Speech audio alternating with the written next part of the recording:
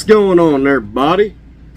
My Bad Adventure team, My Bad here, coming in today with an overview on the Cold Steel Recon 1.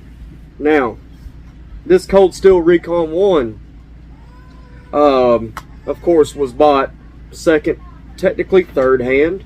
It's got some things that was already done to it. It's got the little package here with the tools and the hardware and the other things that came with it, such as pocket clips, spacers, stuff like that. Looks like a thumb stud's in there. Yeah, that's a thumb stud. But there's a reason for all that. This knife was originally Rusty Knife Lover's. Rusty Knife Lover. Hey. Mini bad. Little bad, not mini bad, it's little bad. But anyways, big bad, whatever she wants to be called. This knife was first originally purchased by Rusty Knife Lover and was sold from Rusty Knife Lover to Mateo, and then I traded Mateo for this and a few other knives for a knife and a little bit of change. So the two things that is obvious that has been done to it is this right here and this right here, and in my opinion it is a definite upgrade on this knife. Those two changes right there is the specific reason why this is now a knife that goes into my collection, and you're going to see a couple more videos with this knife in it. Alright, so the clip right here comes from Pop's Custom Clips. I'm pretty sure that's steel, not titanium, but the retention on it is fantastic, and it is super deep carry for a cold steel knife. And the snaggle tooth right here comes from Snaggletooth Tactical, and yes, it does deploy like an Emerson Wave. I'm gonna pause the video real quick and kind of show you how it works. Alright, I'm back. So you see right here, goes in the pocket, super deep, comes right out, deployed. Ricky Tick. I love it. It is so handy. The only thing that could be better about this is if it was one hand closing. So like, I guess in a way it is, but if you go too far forward with that, that's going to guillotine your hand, and that's a little trusty. When I'm in the process of doing work at my job or something, I'm not going to be thinking about that, and I don't want to pop that thing down and just hit the finger. So this is two-hand closing knife for me. Now, I'm going to pause it, get you back in normal position. Right back. Alright, we're back. Now, the other things that I got that came with this knife was the old Civivi taco pouch and the chamois cloth. But we're here to talk about the knife. And I'm sure that the warranty is completely out the window, so that doesn't matter. We usually don't do specs, but because Cold Steel puts their specs on the box, on the package, we're going to talk about it.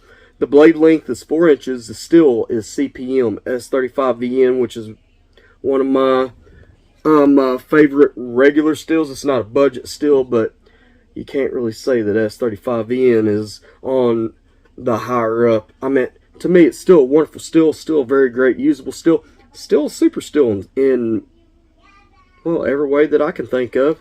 It's got great edge retention, it's got decent toughness, and it's got moderate to better stainlessness.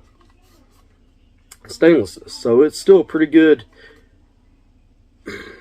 Well, I mean, to me, it's still a super steel, in my opinion. But everybody else is like, oh, it's just S35VN. S35VN is on everything. It's on budget knives. It's on everything. Well, S35VN was specifically made for blades, for folding knives. It's a folding knife steel. So, still super steel to me. Extremely usable. Definitely not budget, in my opinion. This thing, you can probably run this knife over with a tank and it'll come back at you. Rest of it, and the weight is about 5.3 ounces. with the snaggle tooth and the clip, I'm sure there's another ounce or two in there. So about 5'4", 5'5". The weight of this when it was in my pocket and I was carrying it for a week and a half didn't bother me whatsoever. The handle was 5 3/8 and it's G10 material, and you can see on the chamfering around the finger grooves, which most people don't like finger grooves, but in this case it makes it very ergonomic. You can see the lines of the G10, and it's pretty nice. The overall length is 9.38 inches, and the blade thickness is 3.5 millimeters. Now, I was doing some siding, and they had an old telephone wire, and this blade cut through every piece of that telephone wire except for the ground, and that ground was some pretty thick copper, and I went through it, and I went through it, and I went through it, and there's still no damage hardly done to this blade. I don't know if it's still shaving sharp, but it's a little bit, and there's some hairs on there. It's not like razor, but it was still barely past the redneck test. So, without me doing anything to this blade, I haven't even stropped it yet. It held up extremely well. The heat treat of cold steel has never been in question for any steel that they do. It's always top notch. It's always done well. The feel and the comfortable, it's extremely ergonomic is what I'm trying to say. The handle is fantastic.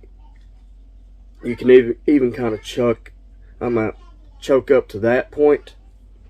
Kind of wish there was a slight finger choil right here. It would make it a lot better, in my opinion. The fit and finish of this is decent. There's some places where you can feel the gaps, but it's a production knife in Taiwan, and it's done extremely well. I enjoy the Recon 1. It's going into my work-related EDC, my hard-use EDC. I don't know if this can replace my #1 hard-use EDC knife, but it's pretty close. We're actually going to do a video on my hard-use EDCs